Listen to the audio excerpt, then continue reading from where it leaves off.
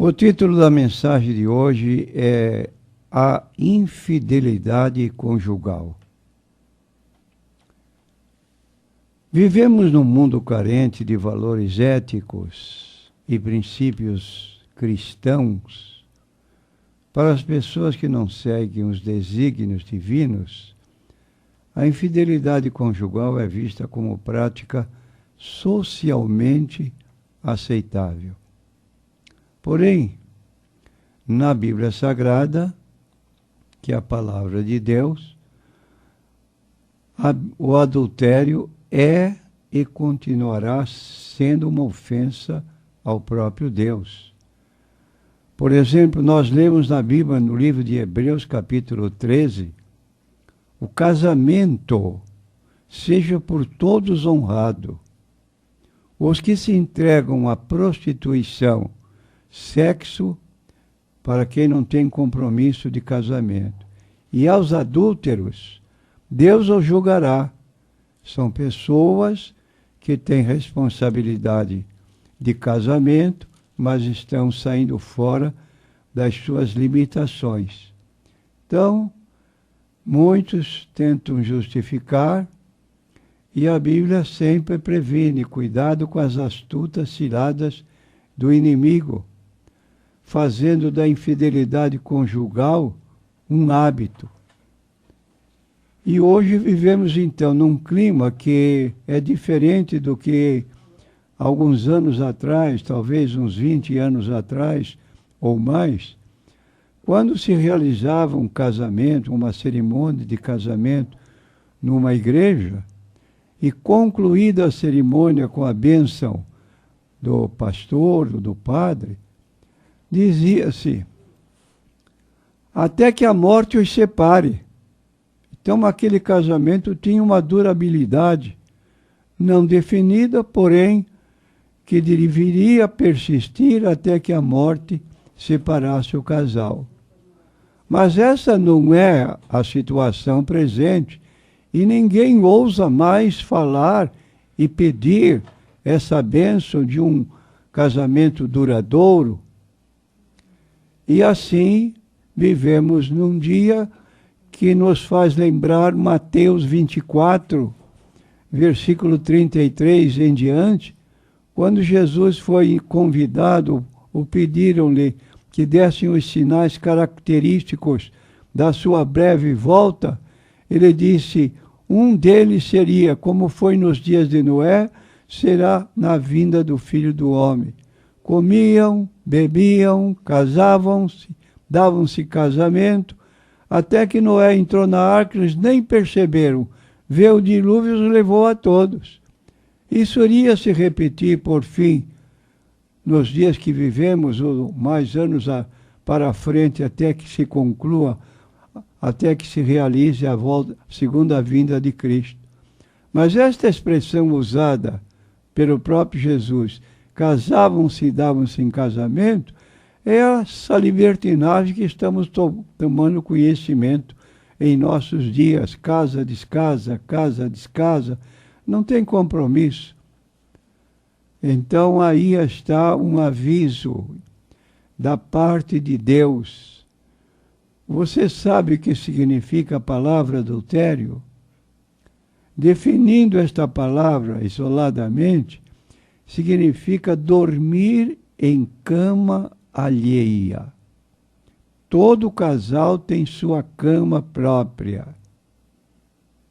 Mas quando começa a surgir essa tentação para adultério, então começam a dormir em camas separadas.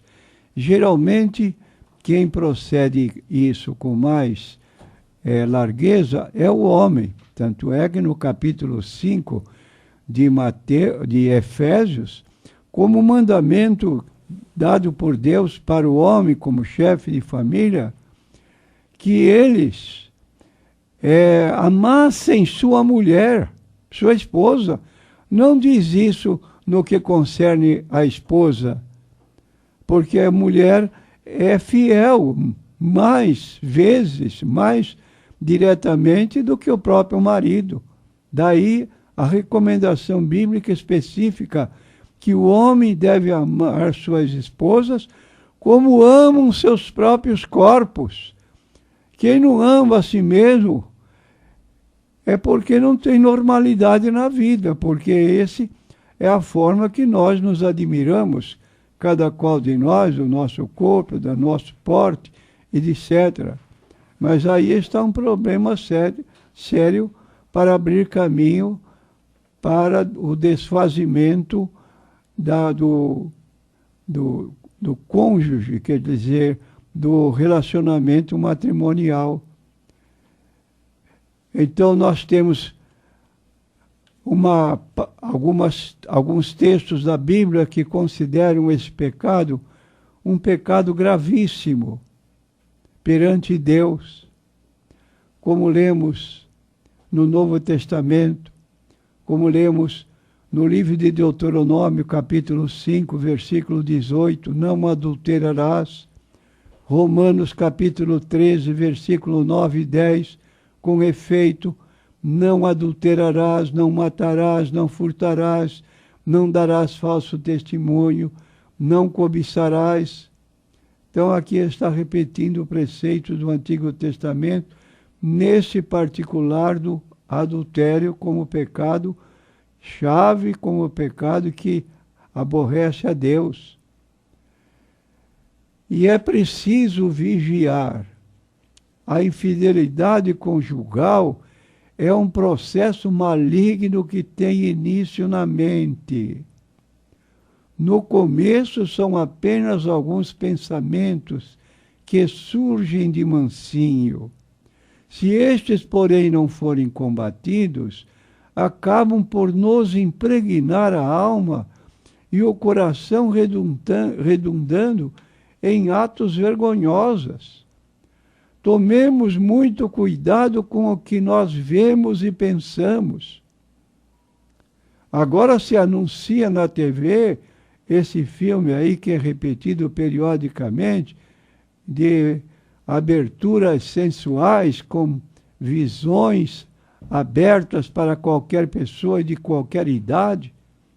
Mas a Bíblia nos diz em Filipenses capítulo 4, versículo 8, quanto ao mais, irmãos, tudo que é verdadeiro, tudo que é honesto, tudo que é justo, tudo que é puro, tudo que é amável, tudo que é de boa fama, se há alguma virtude, se há algum louvor, nisso pensai. Cuidado com a sua mente.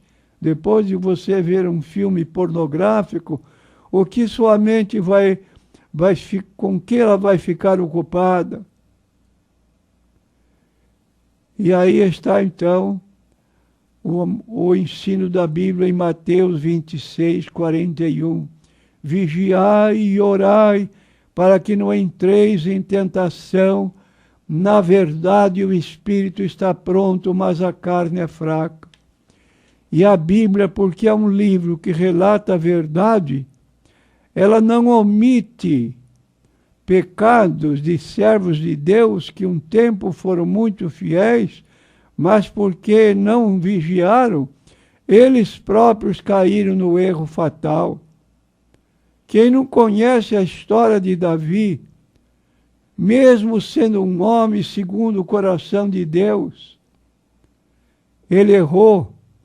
No livro de 1 Samuel, capítulo 13, versículo 14, Deus avisou Samuel, cuidado, porque se você pecar, seu reino não vai subsistir.